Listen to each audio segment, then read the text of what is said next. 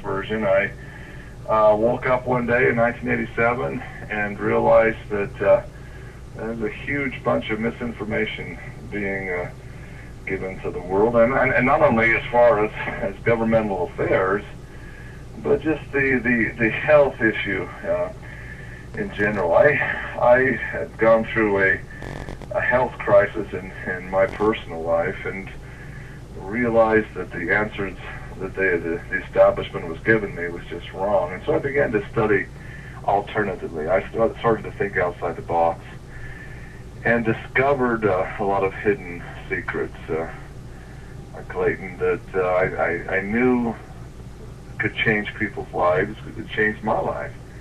And so I began to get when I got my health back in the mid-90s. I went and received a doctorate degree outside of the United States in the field of nutrition, and I started into the radio world with a health show, and it just kind of progressed from, my show was called Health is Your Wealth, and then I progressed into realizing, oh, there's a much bigger issue, criminal cabal that really controls everything in the media, controls what we're brainwashed into believing. And so I began to I branched out into the story behind the story. One day a week on live radio was a 2-hour show. We aired live on KSUB radio in southern Utah, and that actually began to syndicate it out. This is in the mid-90s, I think 95, 96. We actually received Peabody Awards, 2 Peabody Awards for excellence in broadcast journalism. I was cut off the air and the show canceled when I had the unmitigated gall to bring on a gentleman from Finland who claimed, and had the documents to back it up, I might add, that he was contacted by the Port Authority of New York to prepare a detailed schematic on how to demolish the trade centers as well as Building 7. This was this aired, I believe, the 7th of October, and we were just 5 minutes, 10 minutes into the interview when the station went black. They pulled the plug on the station.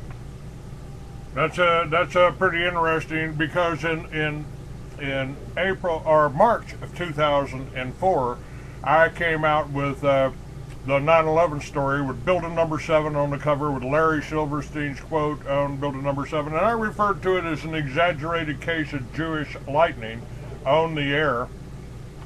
And part of the story I published there is they had an engineering team. The Port Authority put an engineering team in to the World Trade Center. They'd been there for about 10 years.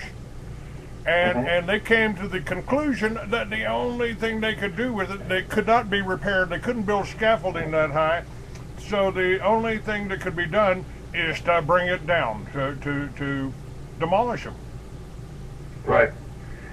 The gentleman from Finland, he sent me basically copies of his engineering schematics. What was amazing is he said to disintegrate the core pillars of the Twin Towers, even super thermite wasn't sufficient. You'd have to bring it down into the signature footprint, free fall speed.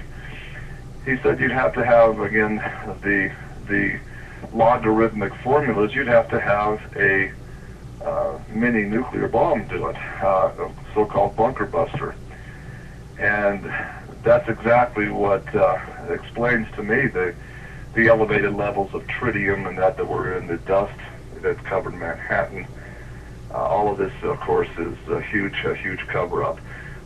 With all due respect to Professor Stephen Jones and his thermite discoveries, I just am amazed they're ignoring the tritium elevated levels of radioactivity in the dust. It did not come from the exit signs. You know, I interviewed and got to meet personally William Rodriguez, the last man out of the North Tower. He was a janitor there, and he and the fire department rescued almost dozen people that had been injured from the explosions in the basement before the planes hit. Exactly. Exactly. And see, if you've ever been to the Trade Center, and I have been, back in 1983, 84, I was back there. Hold on just a minute. We got, hold on a minute, we got disconnected here. I don't know what happened here, but hold on a second. We just lost sound. Stay with me. Welcome to Blog Talk Radio. Please enter your host PIN. When finished, press the pound key.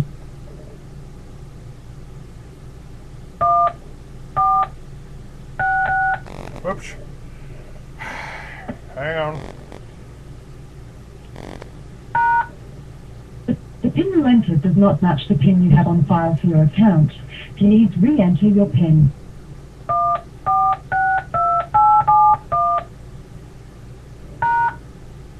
To hear important instructions, press 1. Since it appears you're calling back into a live show, we are reconnecting you now. Okay. All right, we're back on now. Thanks for letting me know in the chat room, folks, about the sound. We just lost connection there. All right, we're back. Everybody, can you everybody hear me in the chat room? Let me know. All right, I believe we're back up. True. Oh, okay. That just had a really bad case of deja vu. It's pretty strange, you know, when you start talking about sensitive matter. Yeah, the Grump said on the chat room, just like shortwave back in the day, Clay's the only one that has problems. Yeah, okay, we got sound now. By the way, this whole thing about the World Trade Center, I mean, that happened in I came in out with the building number 7. Oops, no plane hit that. And Larry Silverstein's quote. And in April of 2004, the story broke into mainstream news that George Bush had allowed the NSA to tap everybody's phones. And May 20th, I called home and asked my son, "Where do you need me to go next, son?" He gave directions. And 2 blocks before I got to where I was supposed to go, I was suddenly, I was run over. I was hit by a woman with no driver's license, no insurance, in a borrowed car with drug charges pending against her, who never went to jail. Now, maybe that's just a coincidence. Maybe I'm just paranoid, but that ended, you know, my shortwave show. That ended my magazine. That almost ended my life. Maybe it's just a coincidence. Yeah, if you know what happened to me, if you listen at all to my radio show, which airs on the microeffect.com, I was originally on RBN, but transferred over to the microeffect. But I actually had 2 years ago, I had an individual that came to my business, sort of hanging around, kind of watching what was going on in my life. And she had a story to tell. She basically was programmed to take out my family, my support base. And she's now, she's a rebelling robot. And so, you know, if you look at that, her history, her Manchurian candidate structure, it parallels your story pretty well. I was just fortunate enough that divine intervention stopped her, you know, from doing her assignment, and so it's real. There's 3,000-4,000 minimum, 3,000 to 4,000 of these candidates. You figure about as many as 50 to 100 in each state. And they're busy doing their business until they're called up and they're under hypnotic programming.